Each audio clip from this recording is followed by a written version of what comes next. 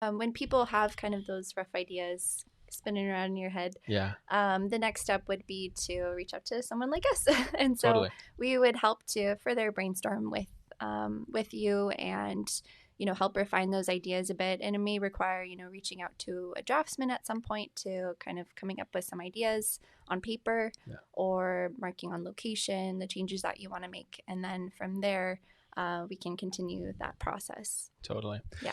And I think one of the things that you were saying, Matt, Yeah. is when you have those meetings, Mm-hmm.